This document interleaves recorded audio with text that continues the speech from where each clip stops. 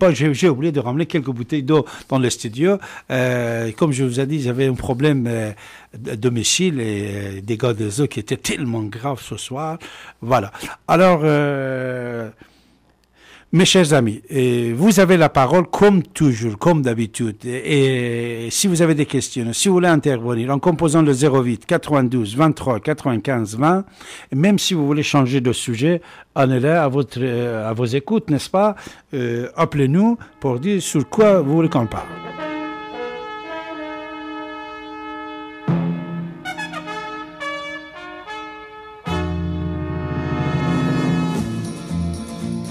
Vous êtes à l'écoute de la radio Ici et Maintenant sur 95.2 FM et sur l'internet ici-et-maintenant.com. Grâce à l'internet, vous pouvez nous recevoir partout dans le monde par la radio et la télévision. David Abbassi, écrivain, historien, est avec vous tous les mardis de 14h à 16h et tous les derniers samedis de chaque mois de 23h à 6h du matin. Son site internet davidabassi.com, A-2-B-A-S-I, Abbassi.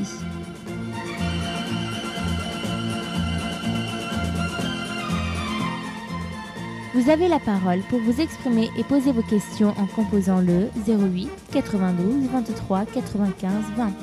08 92 23 95 20.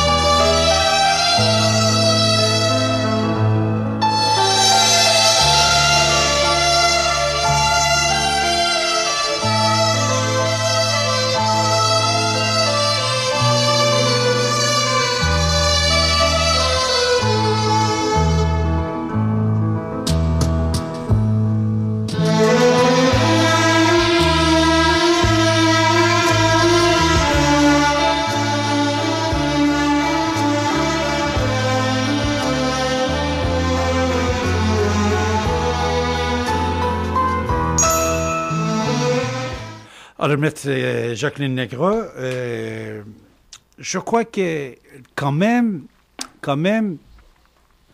la prostitution dans le politique, c'est un peu grave. Surtout cette histoire de Dominique Strauss-Kahn, mais vous ne voulez pas en parler, on laisse tomber. Mais je vois que vous êtes fatigué ce soir. C'est vrai qu'il est 1h30 du matin. Hier soir aussi, avant-hier aussi, vous aviez du travail. Vous avez beaucoup travaillé, maître. Je vous remercie encore une fois d'accepter mon invitation. Et surtout, Yves Charponel aussi, je le remercie beaucoup. Que tout à l'heure, nous, on va rester, si vous partez, pour diffuser Yves Charponel. Puisque je vais le diffuser, on est en train d'améliorer le son pour pouvoir le diffuser. Alors, on vous écoute, maître Jacqueline Negro. Qu'est-ce que vous voulez nous dire pour conclure le débat de ce soir? Merci, monsieur Abbassi, de me donner la parole quelques instants encore. Oui, je voulais quand même préciser ce qui se passe devant un tribunal, puisque peut-être que c'est ce qui intéresse aussi les auditeurs de savoir ce qu'il y a derrière le décor. Alors, devant un tribunal, il y a des chambres spécialisées. Mais ce délit qui est extrêmement grave, qui est prévu par le Code pénal, les contours de ce délit ont un peu de mal à être cernés quand même par les tribunaux. Même si le Code pénal réprime le proxénétisme, et la jurisprudence d'ailleurs de la Cour de cassation l'a mis en exergue, parce qu'il faut démontrer qu'on a profité de la prostitution d'autrui, qu'il y a eu une intention et qu'il y a un motif vénal. Et les tribunaux sont parfois encore un peu réticents à condamner. Et nous avons eu récemment une très bonne décision. 6 ans de prison, il y avait 6 proxénètes, 6 ans de prison, 3 ans de prison, 18 mois de prison. Et puis nous avons eu 25 000 € de dommages et intérêts pour l'association, ce qui est très bien parce que l'association vit avec les subventions et avec les dommages et intérêts que nous arrivons à obtenir. Voilà, mais Madame Carly me parle, je n'entends pas. C'est pour aider les victimes. Oui, c'est pour aider les victimes, Voilà, faut pardon. bien C'est ce préciser. que je voulais dire. C'est pas pour Voilà, faire je vivre me- l'association. Voilà, non, j'ai... Excusez-moi de vouloir... C'est-à-dire l'argent préciser. qu'on fait saisir de ces réseaux-là, ça vient Si dans la on- poche de l'association. Si on réussit à les avoir, parce que quand nos brillants avocats obtiennent des dommages et intérêts, faut-il après pouvoir les encaisser. Hmm. Et si on les encaisse, comme dit Maître Negro, ça nous aide à aider les victimes. Mhm. Voilà, parce que les C'est-à-dire que ce victimes- n'est pas pour les frais de fonctionnement de l'association, Voilà, c'est pour ça que je voulais que vous précisiez. parce Madame que le ça Président, pouvait- ça prêtait parfaitement à la confusion ce que j'ai dit. Tout à fait. C'est voilà. pour continuer à aider nos victimes. à œuvrer dans le même sens et à aider les victimes. Donc nous obtenons parfois 5 000 euros, parfois 2 000, parfois 25 000, comme dans cette affaire. C'est qui vous le verse ça? C'est Alors les c'est tribunaux? le tribunal après la fin de l'audience qui prend la décision. Et De l'argent qui a été fait saisir De- chez les... Non, qui condamne Ah, les qui condamne. proxénètes. C'est pour ça que j'ai dit c'est pas sûr qu'on les obtienne. Et c'est pas sûr qu'on les obtienne parce que bon, certains, s'ils ont 6 ans de prison, ils vont devoir travailler, faire des petits boulots en prison pour gagner de quoi payer. C'est pas évident, hein, c'est pas du tout évident. Mais sur le principe, c'est bien d'obtenir des condamnations. Enfin. Voilà. Et on obtient maintenant des condamnations. Donc il y a une prise de conscience des tribunaux. Il y a une prise de conscience aussi de la société sur ce phénomène. Voilà, bon, ben, c'est à peu près la conclusion que je voulais apporter. Je vous remercie de nous avoir donné, enfin, je ne vais pas parler pour Non, Madame le Président, mais Non, de non, m'avoir mais donné elle a la parole. raison, voilà, mais elle a raison. Je peux que confirmer. On vous remercie de votre accueil et de vous être intéressé à ce sujet. Merci, Elda, merci Jacqueline, Madame Elda Carly et Maître Jacqueline Negro. Je vous remercie beaucoup d'accepter mon invitation de ce soir.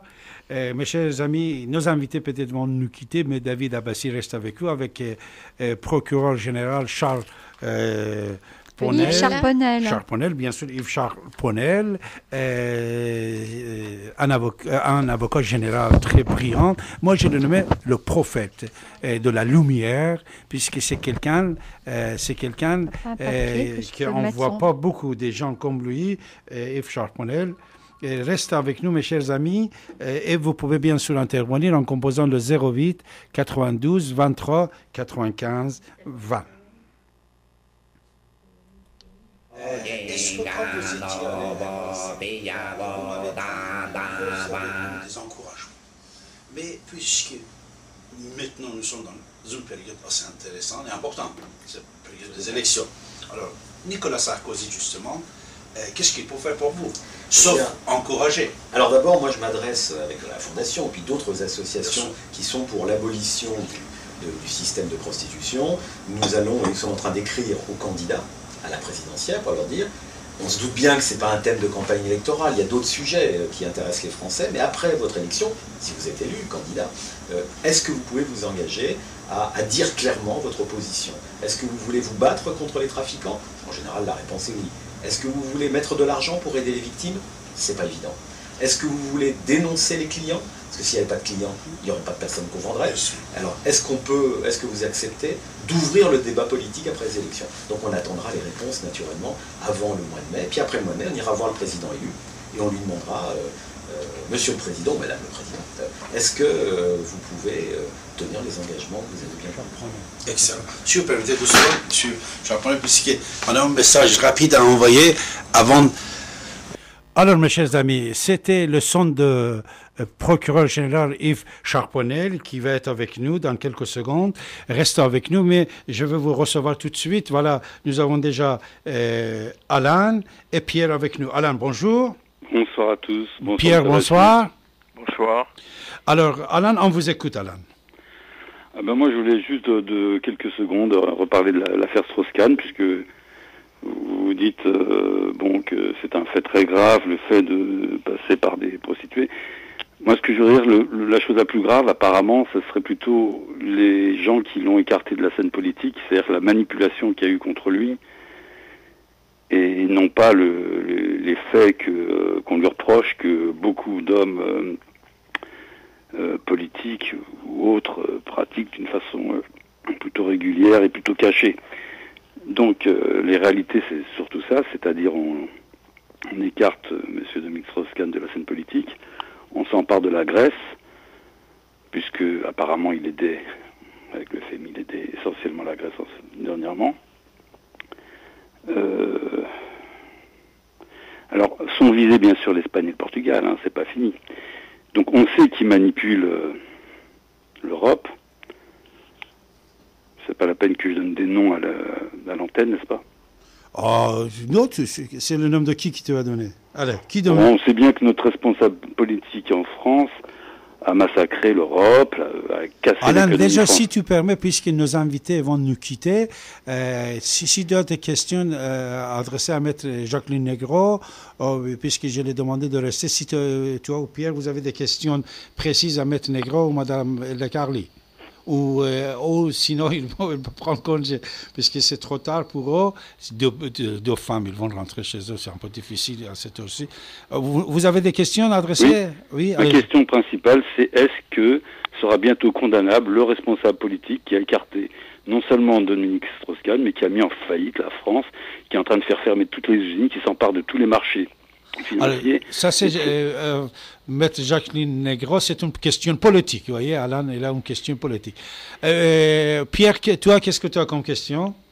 Non, moi, au sujet des élections, pour parler des élections, puisqu'on parle de politique, je voulais dire que je conseille aux auditeurs de se concentrer sur les trois candidats qui valent peut-être la peine. Enfin, la peine entre guillemets, hein. C'est-à-dire les trois principaux, quoi. Le Marine Le Pen, moralement, c'est pas faisable, elle est pas présentable moralement. Ouais. Mais il reste Bayrou, il reste Sarkozy et il reste Hollande. Donc, se concentrer sur l'un des trois, et savourer un des trois. Voilà. Okay. Et essayer d'éviter de donner au petit parti. Alain, reste avec nous, et Pierre, reste avec nous. Je vais saluer mes invités et je reviens vers vous tout de suite. Hein.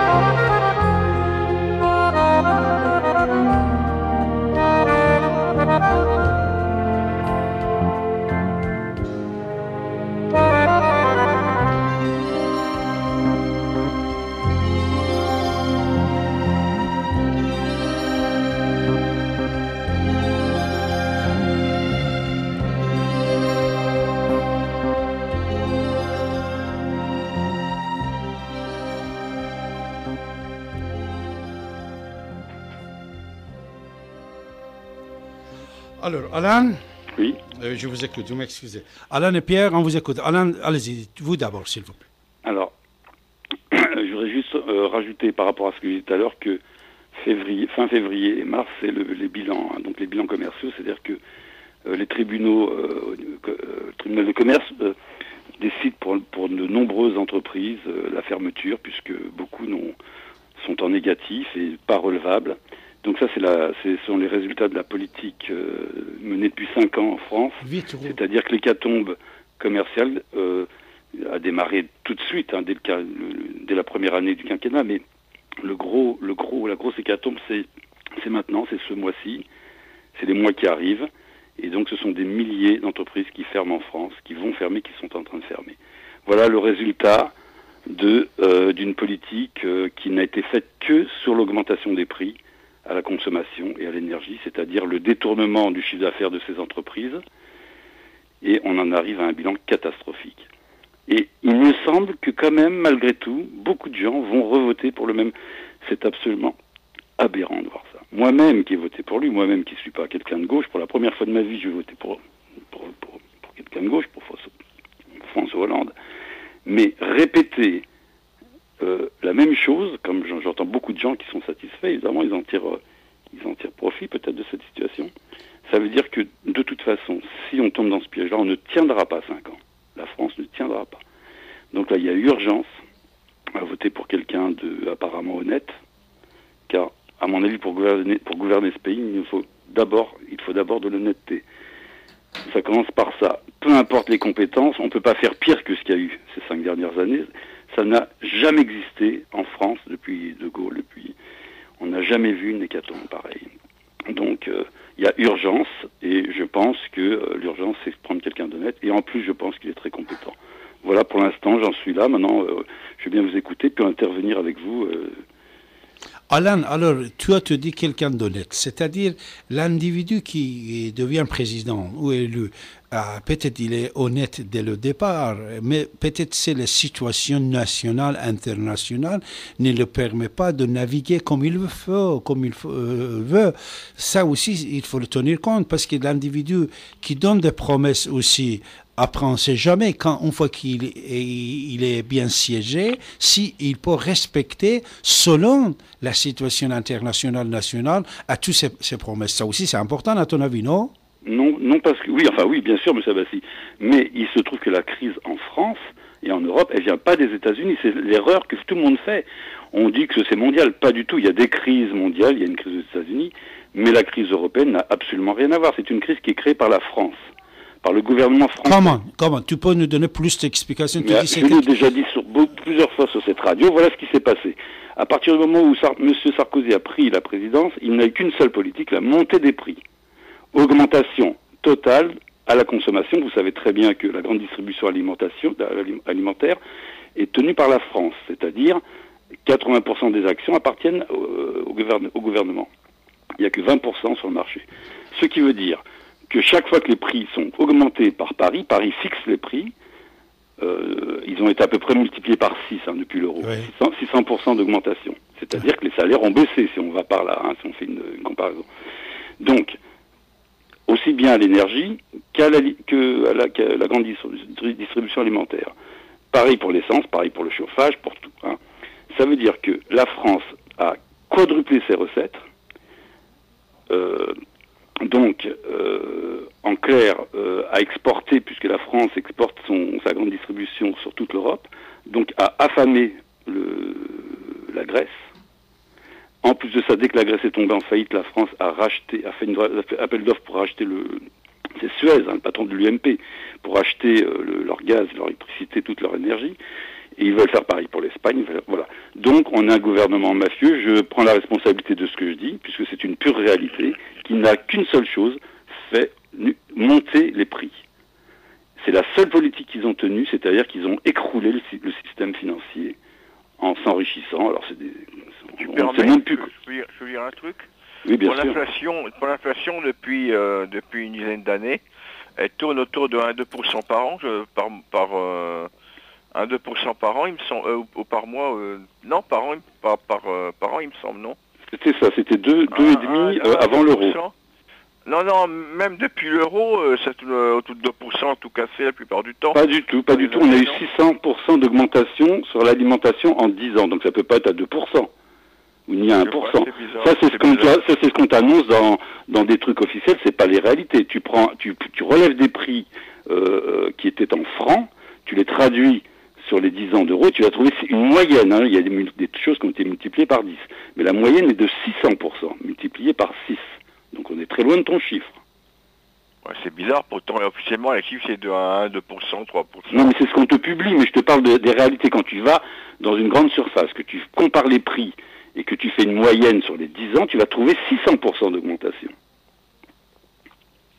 Sur 10 ans, hein, attention. Alors que normalement, sur 10 ans, 2,5%, on aurait dû te prendre 30%. C'est-à-dire un produit que tu payais 10 francs, c'est-à-dire 1,50 €, tu devrais le payer, mettons, à peu près 2 € aujourd'hui. C'est faux. Tu vas le payer 6, 7, 8, enfin, peu importe. Ça dépend.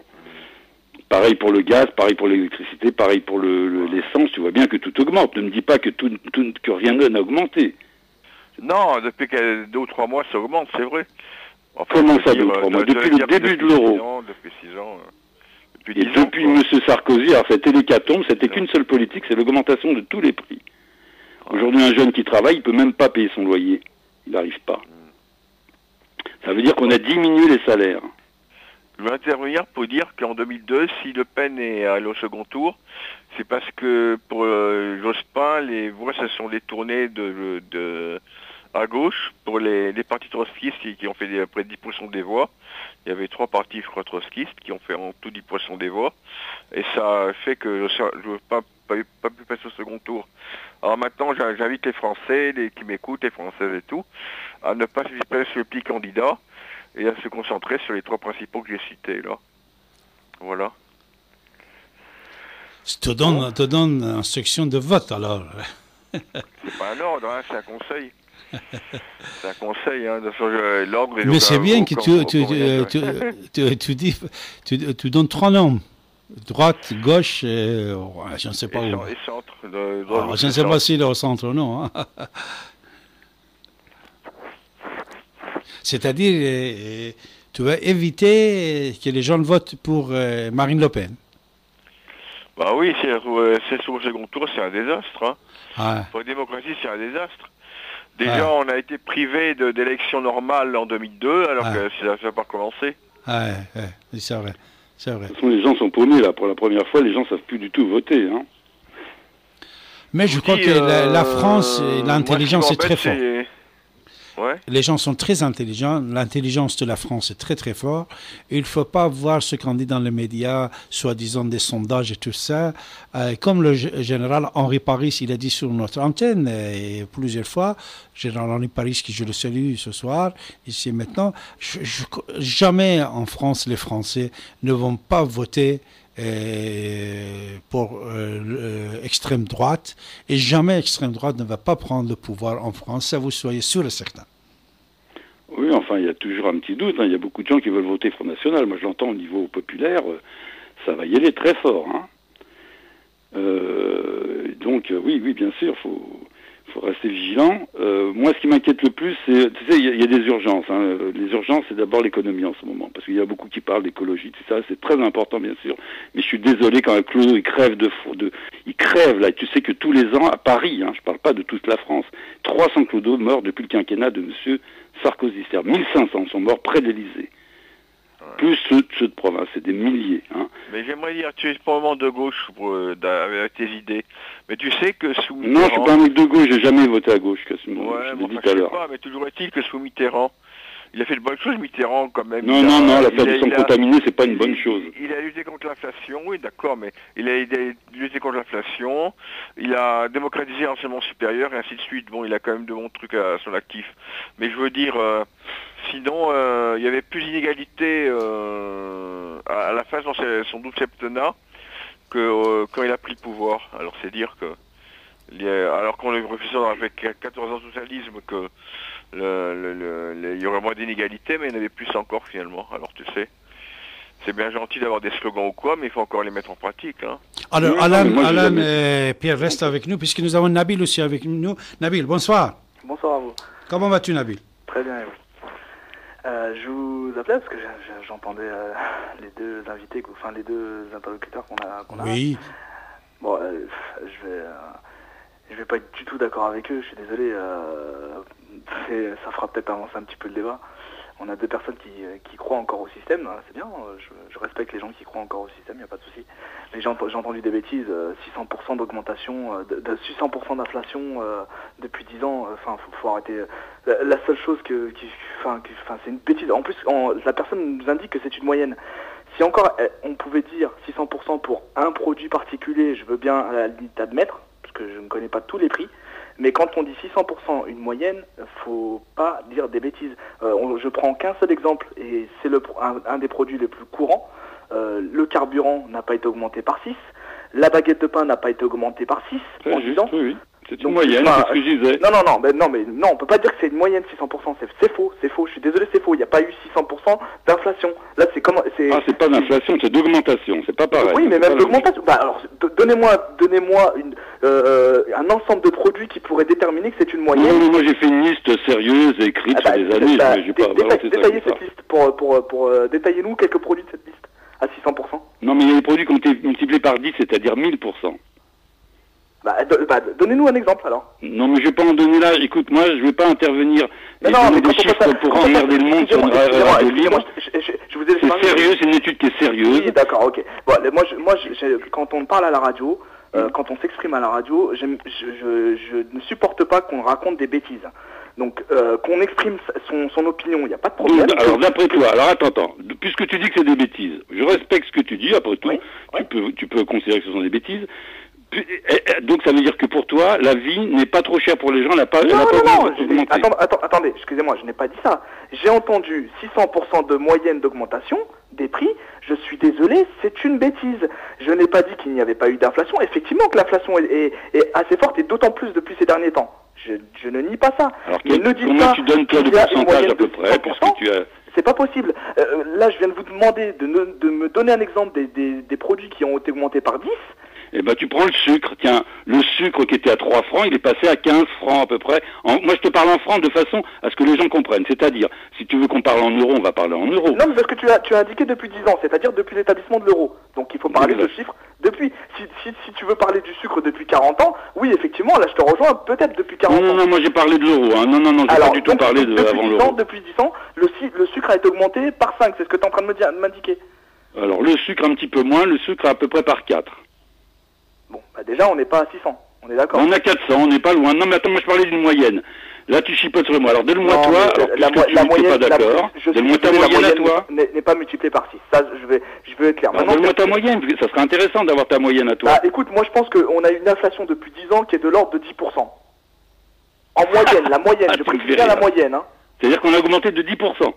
Les prix, on a une inflation qui est à peu près de 2,5. Alors, ça, c'est l'inflation officielle. Maintenant, ce que je pense personnellement, c'est qu'effectivement, il y a sûrement des produits qui ont été augmentés par 2, voire par 3, et d'autres produits qui ont aussi baissé. Il ne faut pas se leurrer aussi, il y a aussi des prix qui ont baissé depuis 10 ans. Il n'y a que le textile qui a baissé. Et donc, il faut le mettre dans la balance. Mais bien sûr qu'il est mis dans la balance.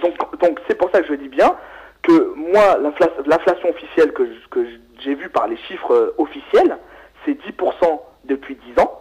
C'est-à-dire à peu près... juste une seconde, David. Quand tu achètes un jean, tu en achètes un tous les 6 mois, alors que quand tu achètes du lait pour les mômes, c'est tous les jours. Ce que je voulais dire, et j'ai peut-être fait une petite erreur, c'est de parler des produits de première nécessité, c'est-à-dire nourriture, chauffage, carburant pour la bagnole. Voilà, j'aurais dû faire cette précision. Oui, mais même ces produits-là n'ont pas augmenté par 6. C'est-à-dire que le carburant, on l'a bien... Alors, tu sais pas compter, je suis désolé de te dire ça. Alors, explique-moi, il y a 10 ans, combien coûtait un litre de gasoil ? Le gasoil n'a pas été monté par 6, il a été monté par 3. Ça fait 300%, mais je t'ai parlé d'une moyenne. Non, c'est pas vrai déjà, rien que là, le gasoil a été augmenté de 1,5. Non, il y a 10 ans, il était à 0,96 à peu près, en dessous d'1 euro. Tu as peut-être raison là-dessus. Enfin, moi, ma moyenne, elle est faite sur des années avec des carnets. C'est pas un truc envoyé en Je voulais pas intervenir par rapport à ça, parce que là, on va passer pour un croisard. Moi, ce qui m'intéresse, justement, c'est le débat politique. Le débat politique que vous menez, il est assez intéressant, dans le sens où vous dites... effectivement, il faut qu'on écarte les petits partis pour arriver à parler de l'essentiel. C'est ce que j'ai compris. Oui, c'est ce que j'ai dit. Voilà, c'est ce que vous avez dit, exactement. Alors, j'aimerais attirer votre attention sur une chose. Est-ce que vous suivez l'actualité et surtout les dernières actualités qu'on a eues? Plus ou moins, oui. Hein, je vois la télé de temps en temps. Voilà. Est-ce que vous avez entendu parler du MES? Non, c'est quoi? Alors, pour des gens qui parlent d'économie, ça serait quand même intéressant que vous vous penchiez sur ce sujet. Le MES, c'est ce qui a été mis en place le 21 février, c'est-à-dire mardi. C'est un tournant à 180 degrés dans la politique économique. Le mécanisme européen de stabilité qui a été mis en place mardi, il serait très bien que vous puissiez vous y pencher, parce que ça peut déterminer votre vote en réalité. On a eu une élection mardi, en fait, ce mardi, parce que, vous passerez, les grands sujets, c'est l'économie. Hein. Le reste, ça reste périphérique. Tout est important, je ne nie pas, mais l'économie reste quand même... C'est ce qu'on a dit, c'est ce que j'ai dit tout à l'heure, oui. Voilà, tout à fait. Donc, intéressez-vous au mécanisme européen de stabilité, et le vote qu'il y a eu mardi va pouvoir, d'une certaine manière, peut-être déterminer votre vote, en réalité. Parce que vous êtes en train de nommer la gauche, la droite, et le centre, comme grands partis, sur lequel il faut se baser. Sachez que ces trois partis-là ont voté pour la mise en place de ce mécanisme européen de stabilité. Et ce mécanisme européen de stabilité, d'une certaine manière, c'est ce qui va nous enlever notre souveraineté nationale. Et vous êtes en train de nommer, pour des élections qui sont très importantes, des partis qui ont voté pour qu'on nous enlève cette souveraineté nationale.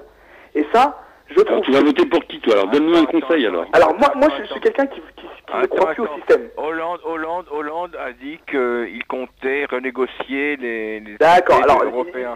Donc, si vous suivez bien l'économie, vous avez pu entendre M. Attali, qui a dit que justement, le fait que Hollande s'abstienne, parce que s'abstenir, c'est-à-dire qui ne dit mot consent, hein, qu'on soit bien d'accord, M. Attali, qui soutient M. Hollande, a dit que M. Hollande s'était abstenu pour pouvoir le compléter.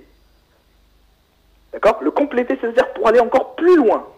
Donc c'est-à-dire que déjà on a perdu notre souveraineté, mais on veut aller encore plus loin. Donc il faut vraiment décortiquer les discours, c'est très important. Attends. Oui, enfin bon, moi je vois pas du tout les choses comme ça. Pour moi...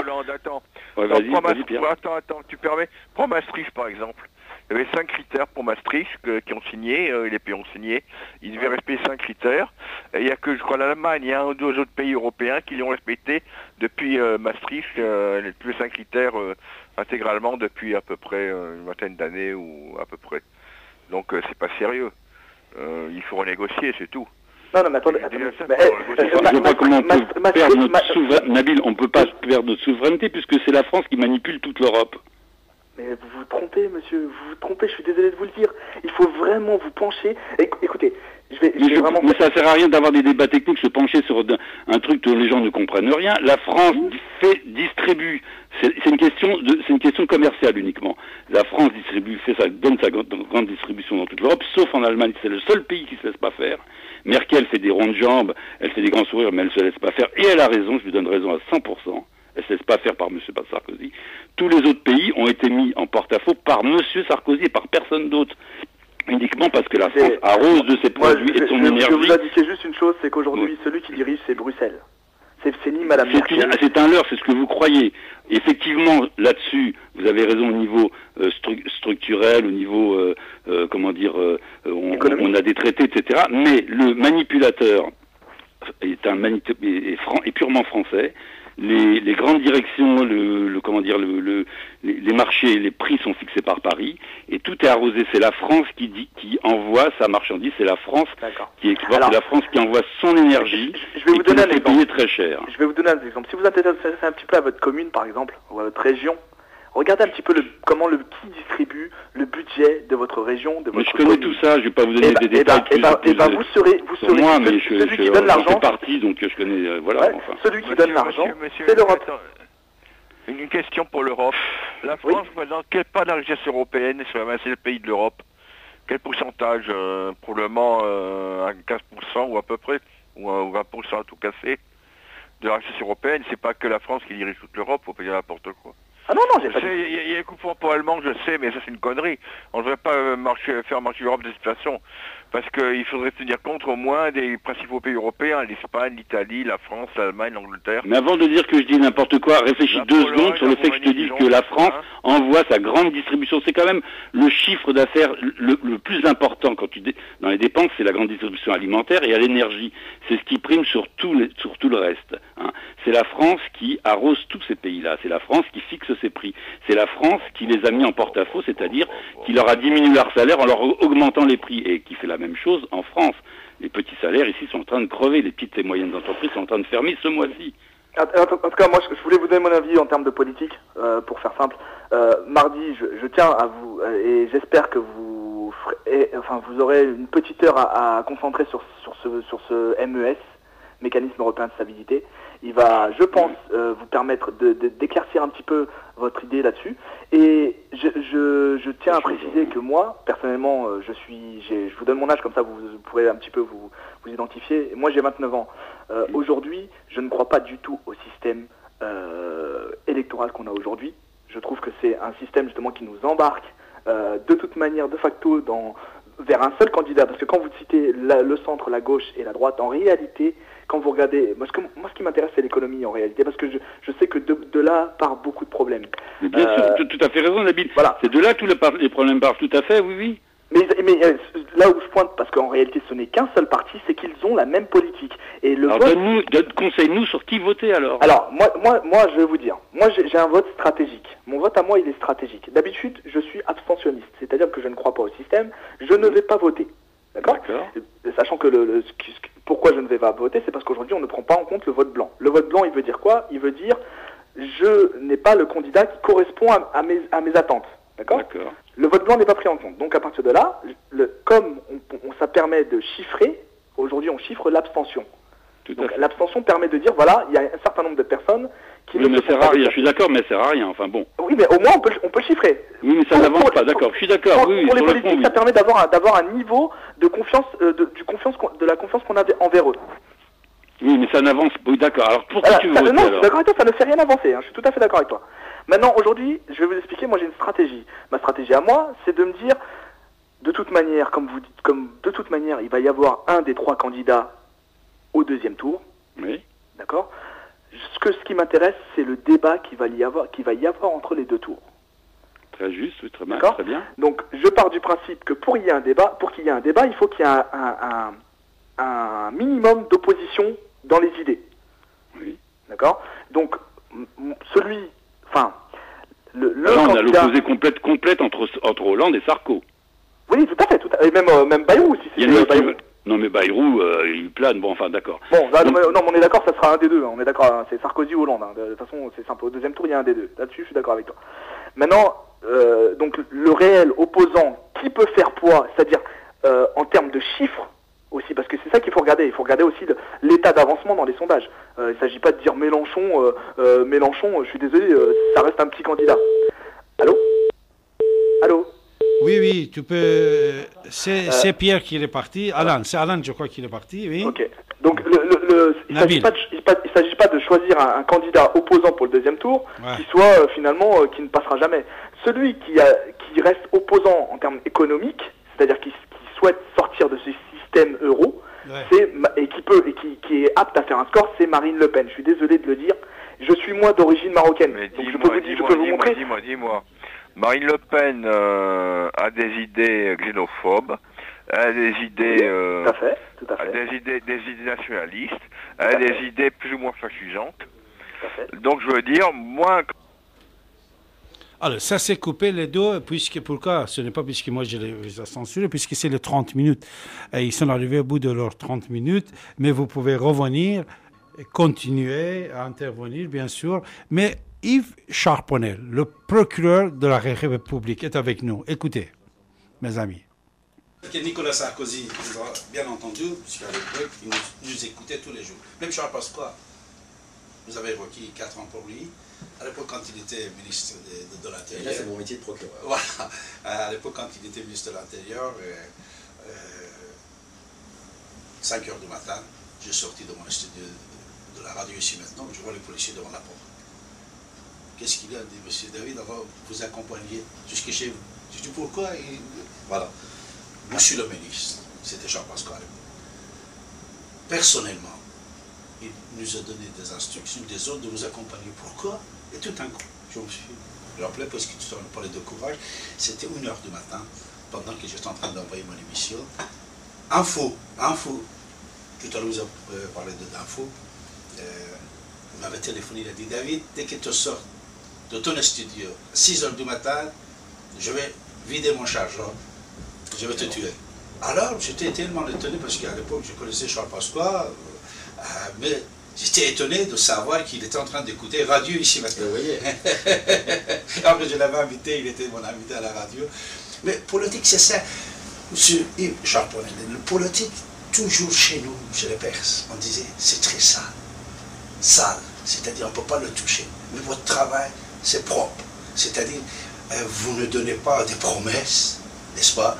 Vous ne participez pas dans les magouilles économiques, financières, et beaucoup d'autres choses qu'on voit dans le domaine politique, qui soient n'importe où, dans le monde entier. Imaginez qu'est-ce qui se passe en Allemagne, ce qu'ils ont fait pour la France, aux États-Unis, l'histoire de Clinton, je ne sais pas tout, on ne va pas parler, je ne sais pas si vous voulez ou non, l'autre procès que vous étiez aussi dedans. Mais votre travail, la justice, c'est le travail le plus propre qui existe, on peut dire, non? Si vous voulez, les juges ou les procureurs sont censés faire appliquer la loi. Donc dire, vous respectez ou vous ne respectez pas. Ça veut dire qu'on est très obligé de la respecter nous-mêmes. Vous imaginez, il arrive bien sûr, et les juges sont des femmes et des hommes comme les autres, il arrive qu'il y en ait qui aient des défaillances. Et dans ces cas-là, c'est sûr que c'est insupportable. Imaginez d'être jugé par quelqu'un qui a fait la chose qu'il vous reproche. Ça, c'est pas possible.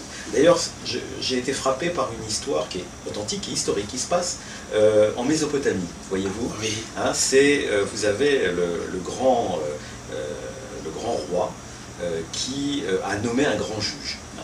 Donc c'est Assuérus, hein, le grand empereur. Il nomme le grand juge, le premier des juges de son pays, qui est la Perse, et qui va commettre le pire des crimes que peut commettre un juge. Il va favoriser un ami. Le grand roi va le punir, il va le condamner à mort et va le tuer. Et il va nommer le nouveau grand juge, il va choisir son fils, le fils de l'ancien juge. Il va lui dire, voilà, c'est toi que je vais nommer, parce que tu es un bon juriste, mais je vais te faire un cadeau pour que tu comprennes bien le sens de ta mission. Il lui offre un trône, un siège de juge. Mais ce siège va être tendu avec la peau de son père. C'est-à-dire, chaque fois que tu jugeras, tu te souviendras quelle est la limite qu'on doit donner à un juge. Voilà, mais ça j'ai trouvé. Et à l'époque, pendant des siècles, en France, dans les tribunaux, on avait une peinture qui représentait cette scène. On voit le grand roi de Perse offrir ce siège au nouveau juge en lui disant « n'oublie jamais ». Bravo. Surtout que dans le Coran, on parle de ça, dans l'Ancien Testament. Vous savez que l'histoire de la Perse, c'est la moitié de l'histoire de judéo-chrétien. Qu'il soit Daniel, qui était premier ministre, voilà. Et les exemples sont très intéressants. Les exemples, surtout cet exemple que vous venez de nous dire. Alors, je ne sais pas si vous me permettez d'entrer dans ce domaine-là, puisque vous venez de dire. Moi, depuis toujours, quand je voyais des magistrats, ils entrent dans certains domaines et ils touchent certains dossiers, surtout les hommes d'État. Je ne veux pas parler de ce que vous aviez fait dans le procès de Charles Pasqua, non, pour le dire, c'est autre chose. Et de temps en temps, on voyait certains qui prenaient certains dossiers pour casser peut-être l'image de la République française. C'est-à-dire la République. Quand on parle de la République, c'est-à-dire quand même, il faut certain respect pour cette République qui est la seule République laïque, on peut dire, en Europe. Alors vous savez que d'ailleurs le mot de république, lui aussi, est très symbolique, parce que c'est un mot latin qui veut dire la chose de tous. Bravo. Hein, c'est ça que ça veut dire. Exactement. C'est pour ça qu'on y est attaché quand même. Hein, Public, la voilà. République. Alors c'est vrai que tout le monde doit être dans un principe d'égalité, même si on est tous différents les uns des autres. Alors c'est vrai que là vous mettez le doigt sur un sujet qui est toujours complexe, parce que de même qu'un juge peut défaillir, hein, un responsable politique aussi. Exactement. Et une république va être jugée sur sa capacité à traiter ce qui ne va pas. Si, parce qu'on est puissant, on est à l'abri des ennuis, si un juge traite différemment quelqu'un selon qu'il est puissant ou misérable, c'est La Fontaine, hein, notre grand poète, là encore ça ne nous rajeunit pas, mais quand même c'est toujours d'actualité, qui disait « Selon qu'on est puissant ou misérable, les jugements de cour vous feront blanc ou noir ». Eh bien ça, nous nous battons tous contre ça. C'est-à-dire de dire non, c'est pas facile de se battre contre quelqu'un qui est puissant, qui a des moyens, qui peut vous faire peur. Mais si on a créé les juges dans tous les pays, il y a très longtemps, c'était pour éviter qu'une victime soit toute seule face à quelqu'un qui lui avait fait du tort et qui, bien sûr, l'écrasait. Vous savez ce que ça veut dire, procureur? Non. Procureur, ça veut dire avocat. C'est une Ah, belle oui, histoire. oui, on est au XIVe siècle. Là encore, vous voyez, le roi de France est sans cesse harcelé par des gens qui viennent pleurer en disant c'est horrible, on nous fait tout le temps de l'injustice. Parce qu'à l'époque, la procédure était simple. On disait, si vous êtes victime, c'est à vous de faire l'enquête et de prouver que vous avez eu un tort et de dénoncer celui qui vous l'a fait. Mais attention, si vous n'arrivez pas à le démontrer, c'est vous qui serez puni des peines dont vous menacez votre adversaire. Alors évidemment, quand on vous volait, si le voleur était plus puissant que vous, bah, vous n'arriviez pas à faire l'enquête. Et donc le roi a dit, pour la veuve et l'orphelin, c'est-à-dire les plus faibles, eh bien je vais donner mes procureurs, je vais donner mes avocats, et depuis nous sommes procureurs du roi, puis devenus procureurs de la République. Donc ça veut bien dire ce que ça veut dire. On peut se tromper, on peut manquer de compétences, on peut manquer de courage, mais la mission c'est de dire, nous venons pour l'intérêt général. Donc ça veut dire que quand on s'aperçoit que la loi a été violée, alors c'est plus facile, évidemment, de poursuivre et de condamner quelqu'un qui n'a pas de ressources, qui n'a pas d'amis, qui ne peut pas s'enfuir. Bien sûr. Hein. La question, c'est que quand il y a quelqu'un de puissant qui commet une grave erreur, eh bien il faut être capable aussi de le juger. Là, c'est pas si facile. Je me souviens juste d'un milliardaire étranger qui a été poursuivi pour des affaires financières. Et il ne vient pas parce qu'il se fait représenter par des avocats, c'est parfaitement son droit. Et le juge lui dit, mais vous allez avoir une amende importante compte tenu de la gravité des choses. Et il lui dit, mais l'amende que vous pouvez prononcer, le maximum, c'est ce que je gagne tous les jours. Donc moi, ça me dérange pas. Et il a eu tort de dire ça, parce que le juge a dit très bien, mais alors je vais faire quelque chose qui va vous déranger. Je vais vous condamner, pas à la prison, ça ne justifiait pas, mais à publier dans les journaux le fait que vous êtes condamné pour malversation. La réputation n'a pas de prix. Vous voyez, on a toujours moyen de dire... C'est l'intelligence de la... C'était un juge qui était intelligent. Il était très intelligent. Le courage. Bravo. Bravo. Oui, il ne faut pas se désespérer. On peut trouver des solutions, même quand c'est plus difficile. On se rend compte qu'en France, tous les ans, on juge 600 000 personnes. 600 000. Ça fait beaucoup. Oui, et toutes ne sont pas des gens puissants, bien entendu. Exactement. C'est logique. D'ailleurs, les gens puissants ne sont pas forcément des criminels, évidemment. Heureusement. Surtout dans la Fondation CEL et Association de l'Action contre le proxénétisme. Contre le proxénétisme. Ici aussi, vous défendez le plus faible. C'est-à-dire une couche sociale qui est très faible, isolée, agressée. Même si vous permettez, pour les gens qui nous écoutent, j'aimerais bien donner une petite explication sur la prostitution légale, puisque la prostitution elle est légale en France. Elle n'est pas légale, mais elle n'est pas interdite, c'est compliqué. On a une situation assez hypocrite. Ils ont leur carte. Non, ils n'ont pas de carte, mais on leur interdit pas de le faire. Voilà. Mais ils ne cotisent pas? Non. Ils ne cotisent pas? Absolument pas, non. Ce n'est pas reconnu comme un métier. Non, depuis 1945, oui. Il y avait une dame qui était une résistante, une espionne, et qui avait été prostituée avant la guerre. Oui. Et quand elle est arrivée au pouvoir, elle a dit, moi j'ai connu ça, c'est un enfer. Et c'est la prostitution à l'époque était réglementée. Il y avait des cartes. Voilà. Et on a interdit en France, d'ailleurs la convention de l'ONU 1949 rappelle que toute forme de prostitution est d'abord une atteinte à la dignité des personnes. Et si nous on se bat, c'est, croyez-moi, c'est plus qu'une atteinte à la dignité. En fait, la prostitution à 99% est quelque chose qui vise des personnes vulnérables. En gros, vous avez un homme à 99% qui a de l'argent, qui va payer quelqu'un pour pouvoir la dominer. Voilà l'histoire, c'est rien d'autre. Alors, parfois c'est industriel, parfois c'est individuel, mais la plupart du temps c'est cette histoire-là de vulnérabilité, de violence et de vénalité. Quand vous avez ces trois mots-là, vous avez la définition de cet univers. C'est vrai. Alors, proxénétisme surtout. Ici, c'est le domaine que vous touchez le plus. Alors ça, c'est interdit en France. On n'a pas le droit de vendre. Ça, c'est interdit. On n'a pas le droit de vendre quelqu'un. Exactement. Heureusement, quand même. Exactement. Et est-ce que c'est facile pour vous, c'est-à-dire les témoins, ils viennent pour témoigner facilement sans avoir peur? Voilà, c'est ça. Bon, je rappelle, la plupart des personnes qui sont témoins, vous n'avez que deux témoins dans une affaire proxénétisme. Oui. La prostituée, qui généralement est une étrangère en situation irrégulière et qui veut disparaître. En général, c'est des étrangers. Oui, à 90%. Il y a très peu de Françaises.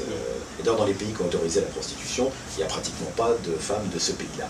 Ah, parce que c'est tellement affreux comme activité que personne, quand elle a le choix, ne le fait. Bon. Puis vous avez l'autre témoin, c'est le client. Mais le client, lui, veut passer inaperçu. Vous avez vu qu'il y a une affaire actuellement célèbre dans le nord de la France, où on parle de clients célèbres. Hein. Bon, les clients ne veulent pas qu'on parle d'eux. Ils sont très discrets. Hein, voilà. Et donc, lors de l'audience, c'est ce qu'on voit, nous avons des avocats plein d'allants, hein, comme Maître Negro par exemple, qui fait un travail extraordinaire, et elle se retrouve, elle, toute seule. Les proxénètes sont en prison, ils disent rien, hein, et les victimes, elles ont disparu. Les témoins, il n'y en a pas, et donc il faut faire un travail pour avoir des preuves avant d'aller dans le tribunal.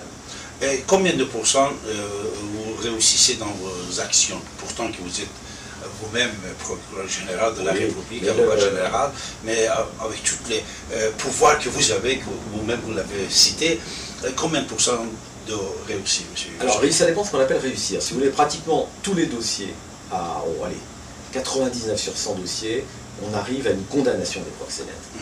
Mais ce n'est pas gagné pour autant. C'est-à-dire que d'abord, parfois les condamnations nous paraissent extrêmement faibles. Le fait d'avoir vendu, violé, drogué des femmes, ça mérite à mon avis beaucoup. Mais il y en a qui arrivent à bien se défendre et à montrer que c'était juste en passant un hasard et que c'est pas si grave. Bon. Donc là, nous on se bat pour avoir des meilleurs résultats, parce que c'est un crime en réalité. Et deuxièmement, on essaie de les toucher là où ça fait mal, au portefeuille. Parce qu'ils font ça pour gagner de l'argent, pour rien d'autre. Hein. Et parfois les juges ont du mal à mesurer l'importance financière de ces délits. Et donc on a beaucoup de mal à faire condamner ces gens-là, encore plus de mal à récupérer cet argent. Vous voyez, donc là, c'est un combat où on est loin de dire qu'on a gagné, je peux vous dire. Une condamnation, c'est déjà bien. La France est le pays au monde qui condamne le plus de trafiquants. Ah bon, bravo. Vous voyez, c'est déjà quelque chose. Grâce aux gens comme vous. Quoi, voilà. Mais enfin, on n'est pas non plus le pays le mieux placé pour aider les victimes, parce qu'on a très peu de moyens. L'État n'a pas beaucoup de moyens, manifestement. Les associations, on tire le diable par la queue, parce qu'on a très peu d'argent. Très peu d'argent, bien entendu. On a des subventions publiques, j'ose pas vous dire, un grand ministère qui nous a donné de l'argent il y a 2 ans pour nous permettre d'aider les personnes victimes, nous a donné l'équivalent d'un week-end passé avec une escort girl. Oh là là. C'est pour vous dire que tout ça est un peu dérisoire. Ah, oui, on a du progrès à faire. C'est vrai. Alors, monsieur Chapman, est-ce que dans vos actions, dans vos procès, vous arriverez à toucher le fond de ces réseaux-là? Ou sinon, vos actions sont individuelles? Parce que, comme on dit dans la philosophie, dans la stratégie pour faire n'importe quelle guerre, on dit qu'il faut toucher le fond. Alors, le fond, c'est les réseaux, et les têtes, et l'organisation. Alors, vous avez raison. Jusqu'à maintenant, vous avez, pour casser quelques organisations, quelques réseaux, c'est toujours individuel. Je vais vous répondre oui et non. Oui, quand même. Parce que d'abord, on a de très bons services de police spécialisés. On peut d'ailleurs bien travailler qu'avec des professionnels spécialisés.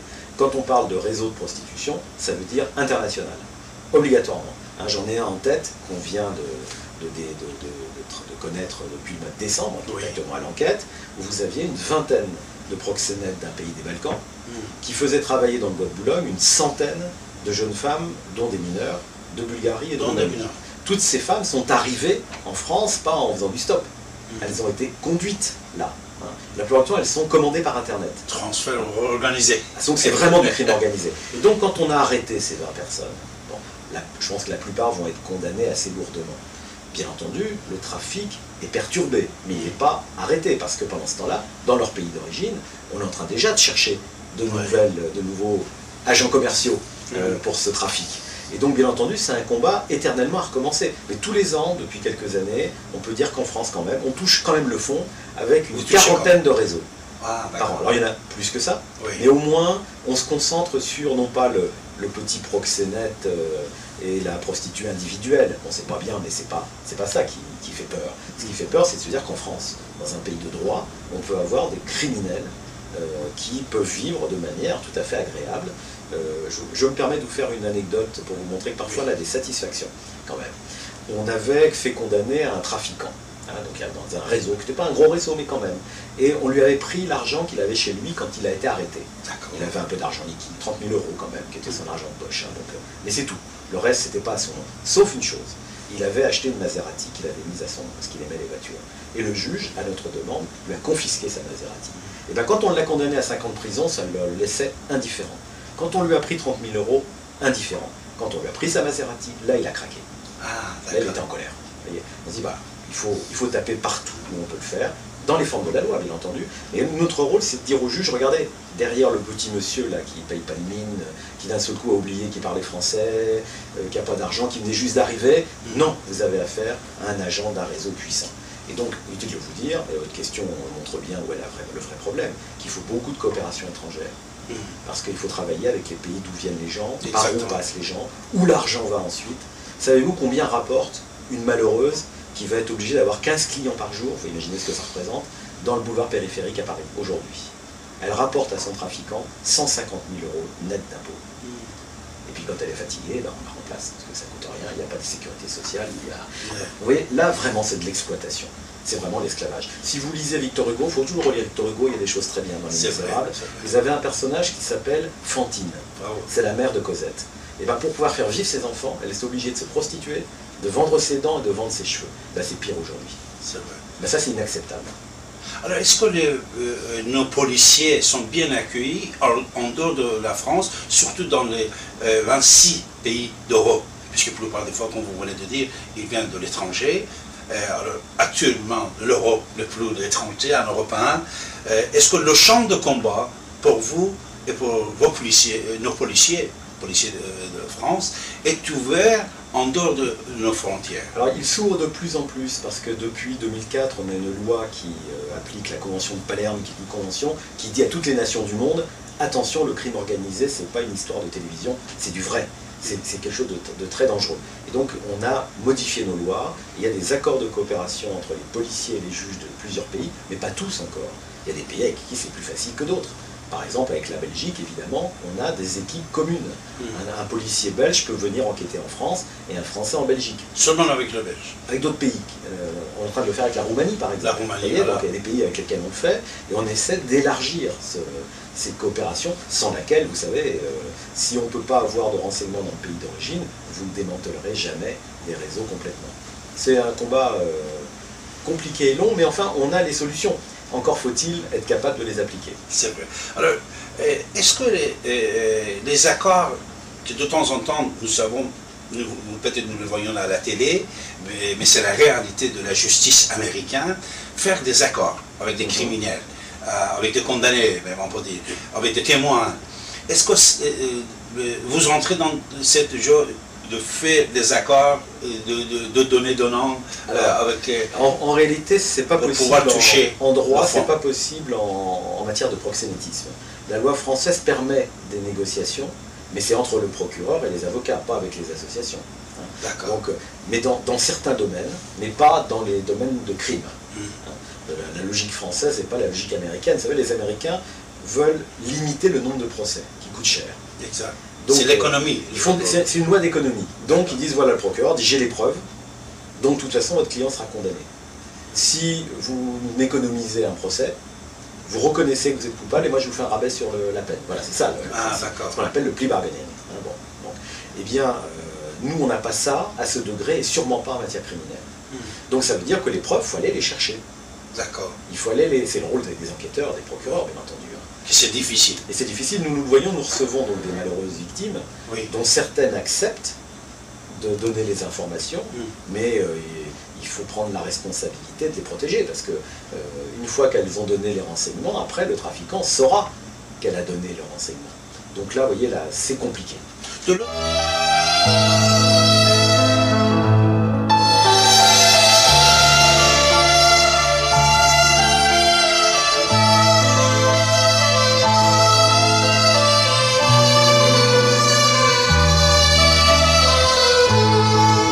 Merci, Monsieur Charbonnet, procureur général, avocat général. Merci de votre intervention. Mes chers amis, vous écoutez votre radio sur 95 FM, Radio Sumeton. Nabil, je suis vraiment désolé, vous êtes parti avec Pierre. Alors, merci à toutes, merci à tous que vous ayez resté avec David Abbassi encore une fois. Monsieur l'avocat général Yves Charbonnet, vous savez, il a jugé, on peut dire. Il a participé dans beaucoup de procès, qu'il soit de Charles Pasqua de droite, qu'il soit de Dominique Strauss-Kahn de gauche. C'est un magistrat indépendant, propre, qui travaille pour la lumière. Je le salue et je le remercie beaucoup et j'espère que nous aurons l'occasion de recevoir Monsieur le procureur général Yves Charbonnel encore dans notre studio ici maintenant. Merci à tous mes amis de rester fidèles à votre radio. C'est quoi ici maintenant.com.